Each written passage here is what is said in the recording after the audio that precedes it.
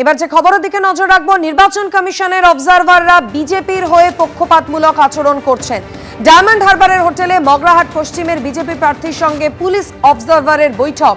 BJP প্রার্থী গৌর ঘোষের সঙ্গে বৈঠক করেছেন ওই পুলিশ পর্যবেক্ষক। তৃণমূল কংগ্রেসের সাংবাদিক বৈঠকে এই ভিডিও এই মুহূর্তে আপনারা টেলিভিশনের পর্দায় দেখতে পাচ্ছেন, সেই ভিডিও দেখে অভিযোগ করেছেন কুণাল ঘোষ। বিজেপির সঙ্গে কিসের বৈঠক? নিরপেক্ষতা বিপন্ন অভিযোগ করেছেন কুণাল ঘোষ।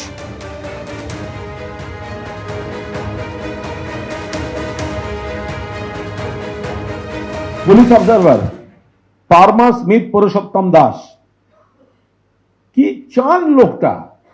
পুলিশ অবজারভারের তো নিরপেক্ষ থাকার কথা, তার থাকার কথা আলিপুরে আইপিএস মেসে সরকারি আবাসনে ব্যবস্থা করা হয়েছিল, কারণ ওটা তো ব্যবস্থা হবে একজন যিনি আসছেন, তার বদলে তিনি গিয়ে সাগরিকা হোটেলে 208 নম্বর ঘরে গিয়ে উঠেছেন। 142 মগরাহাট পশ্চিম বিধানসভা কেন্দ্রের বিজেপি প্রার্থী গৌর ঘোষের সঙ্গে ব্যক্তিগত বৈঠক করছেন।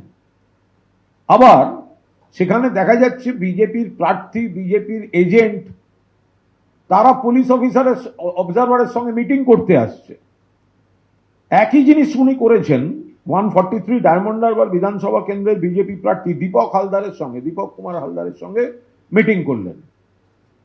তো পুলিশ অবজারভার তার আসল থাকার জায়গা ছেড়ে সাগরিকা হোটেলে ঢুকে তিনি সব গোপনে চুপি চুপি মিটিং করছেন কেন? পুরুষোত্তম দাস অবিলম্বে সরিয়ে দেওয়া উচিত। কেন থাকবে?